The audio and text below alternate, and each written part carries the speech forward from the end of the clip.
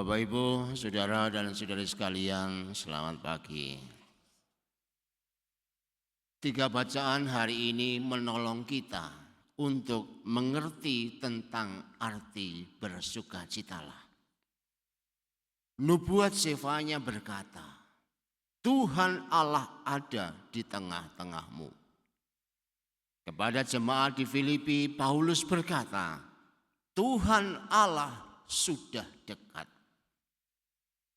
Untuk menyambut Tuhan yang ada di tengah-tengah kita atau yang sudah dekat dengan kita, Injil Lukas merangkumnya dalam satu kata penting, bertobatlah. Marilah kita merenungkan hal tersebut dalam 3 penekanan berikut. Yang pertama, Allah ada di tengah-tengah kita. Dosa itu tidak hanya jahat, tetapi juga membelenggu sehingga manusia menjadi sekarat.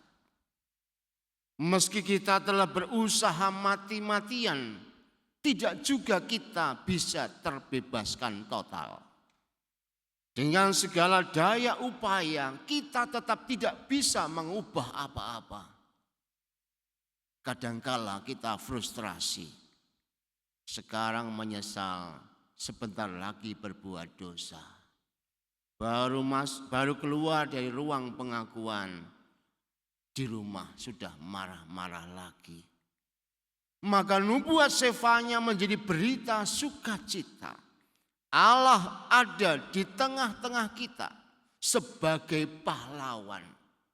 Disebutkan di situ sebagai pahlawan untuk kemenangan. Dia hadir untuk membela dan membebaskan kita sehingga kita menang dari kuasa dosa.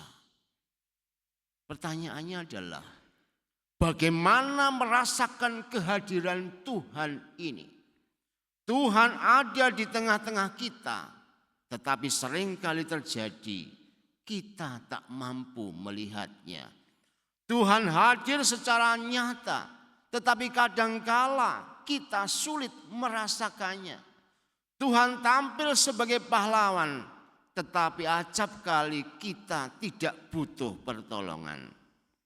Oleh karena itu, Nabi Sefanya menasihatkan, kehadiran Tuhan itu hanya mampu dialami oleh orang yang merasa tersiksa oleh dosa dan sekaligus merindukan pembebasan. Disinilah dibutuhkan sebuah kerendahan hati. Kita mesti mengakui diri bahwa kita adalah orang berdosa. Kita sadar tidak mampu mengatasinya sendiri. Dan kita mempercayakan diri kepada Tuhan yang hadir, yang akan mampu membebaskan.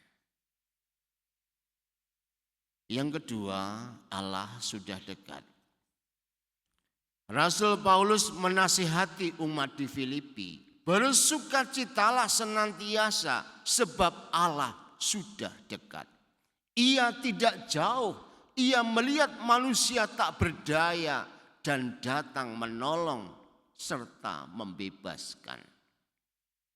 Pertanyaannya adalah, bagaimana merasakan Tuhan yang sudah dekat ini? Paulus berkata, nyatakanlah segala keinginanmu kepada Allah dalam doa dan permohonan dengan mengucap syukur. Kata pentingnya adalah ucapan syukur. Entah doa, entah permohonan, semua dilakukan dalam syukur. Mengapa demikian? Tujuan doa dan permohonan yang sesungguhnya adalah Tuhan sendiri.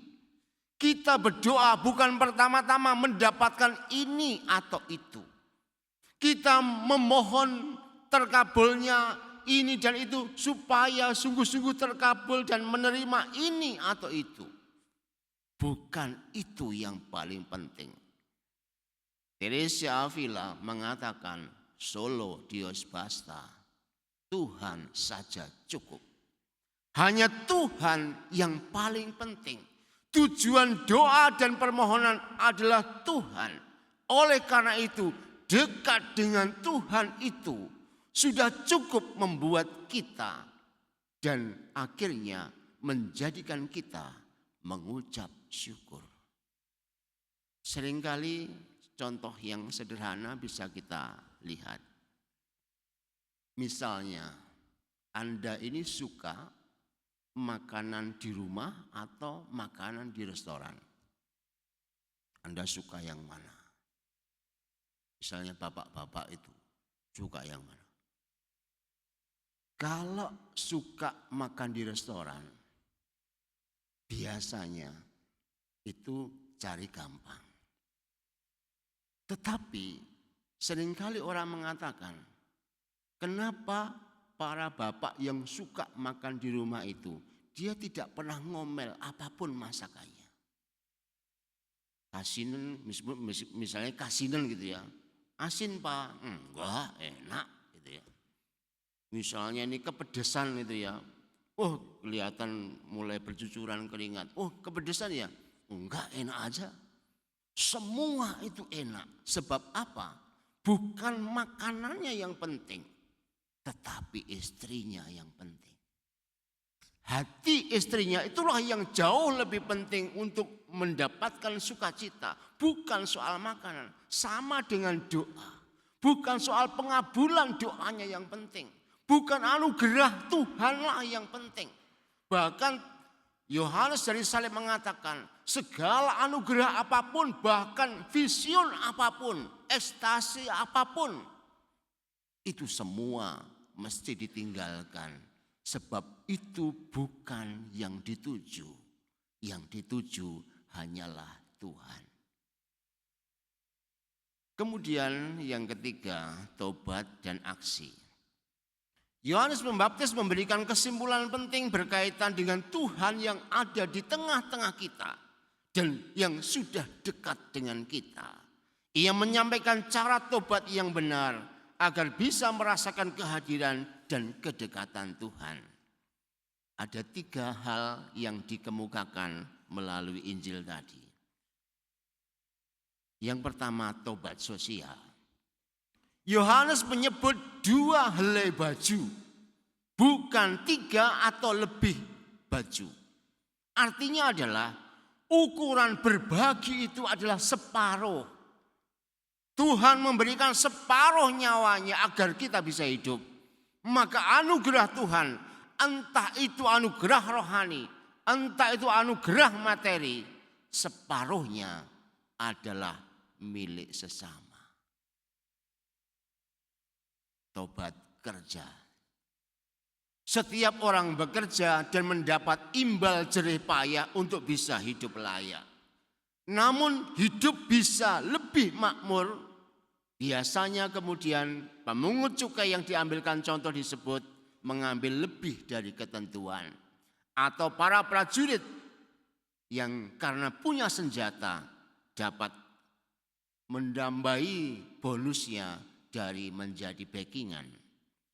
Nah, tobat berarti berani berkata cukup atas kerja yang dilakukan, bukan mengambil keuntungan dari posisinya.